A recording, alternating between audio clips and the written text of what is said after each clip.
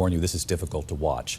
Newly obtained video showing the horrifying moment a woman under arrest and in handcuffs put in a police cruiser that had been parked on the train tracks when the cruiser is then hit by a train. She is expected to survive this, but with serious injuries. And how do police explain it? Here's ABC's Mona Kosar-Abdi tonight. The moments captured on this heart-pounding body camera footage tonight under investigation. Lift your hands up. Okay. Turn around. Police in Colorado seen responding to a suspected road rage complaint involving a gun, pulling over 20-year-old Yareni Rios Gonzalez. Keep your hands above your head. Don't move. What's going on? They handcuffed her and walked her to a police cruiser. Where are you taking me? We're taking you to the car. But that car is sitting on train tracks. Take a seat. And as officers go search her truck for weapons, an oncoming train is sounding its horn. Who is that heart? At first, the officer seemingly unaware. The moment is difficult to watch. Oh my God! Oh my God! Move your car. Stay back. Another officer seen getting out of the way right before the train slams into the police vehicle. That cruiser, a mangled wreck. The suspect was in the vehicle that was hit by the train. Somehow, Rios Gonzalez survived, but suffered serious injuries. Rios Gonzalez's lawyer says she is still in the hospital. She has a broken arm, ribs, and a fractured sternum. A state investigation is currently underway, and at least one officer involved has been placed on administrative leave. David? All right, Mona Kosar-Abdi, Mona.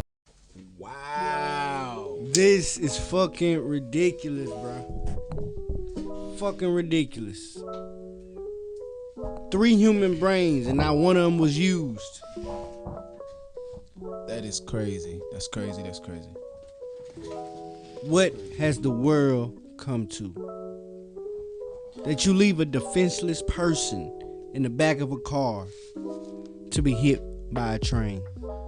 What's going on, everybody? It's your boy, Mr. Sunday Monday, but only on Tuesday, and your boy, Mr. C Ward, right here in the building, tuning in with you once again. And as you just saw, that was a tragic video of the young lady who fortunately did not pass away.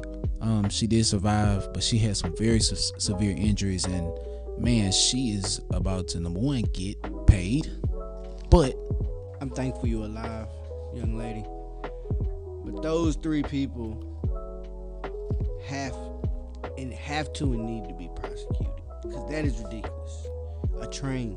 You're not allowed to train porn is. so you think all 3 officers that was involved? All of them. Every last 3 human brains. Not one was used. That's 6 human eyes and 6 human ears that all acknowledged in that body cam video that the train was coming. And I counted 5 seconds when the man was standing behind the car. I mean, and I'm talking about, you can hear the train, and I mean, is the back door open? Why were they parked on the tracks?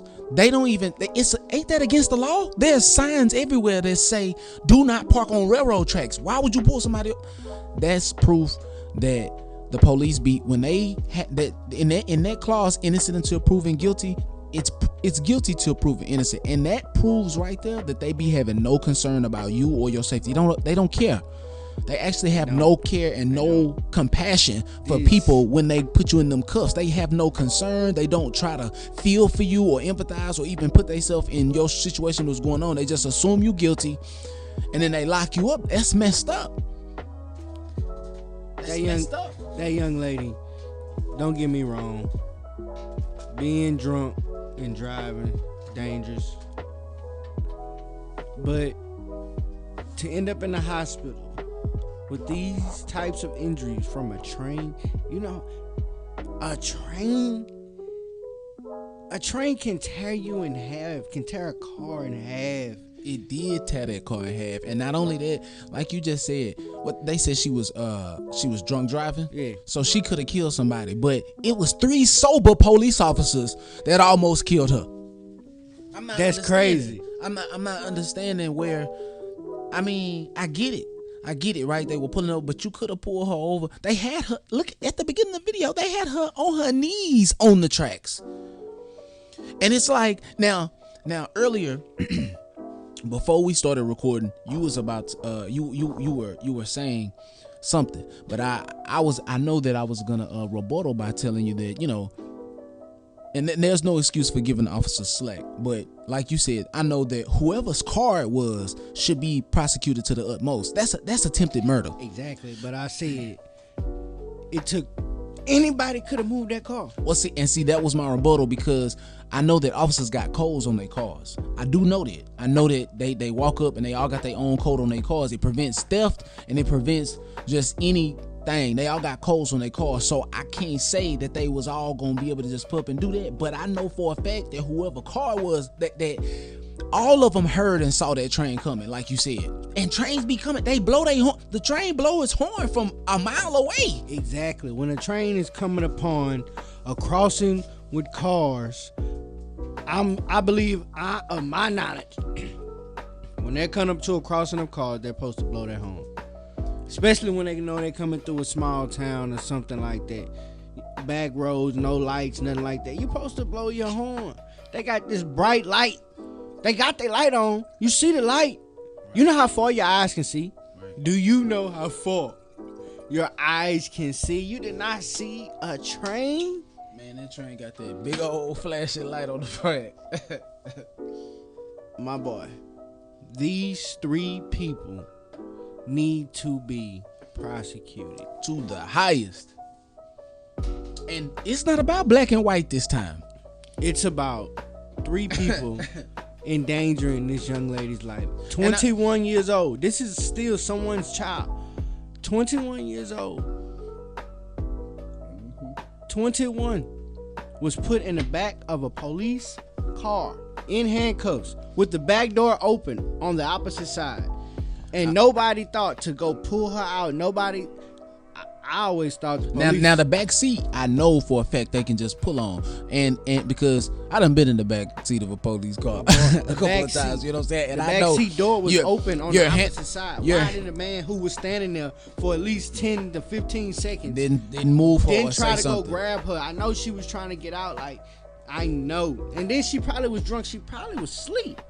That's probably what saved her life. She probably was sleeping in the back of the car. And she probably had been sitting there for a while. If you, like you said, if you ever been in the back of a police car, man, you know it's like there's no leg room, and you locked, and she can't even if she got out the cuffs and some kind of miracle action movie happened, and she broke out her cuffs like Hannah, like you still got that big old glass bulletproof wall in front of you. You cannot get to the drive. You are trapped. You are in a real life cage in the backseat of that car, and maybe it was the cage that damn near saved her life.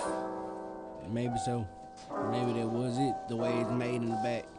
Right, but that made them impenetrable. I'm gonna say this once again. They need to be prosecuted. Right. I fully agree, man. And that's it. Well, we thank y'all for tuning in, man.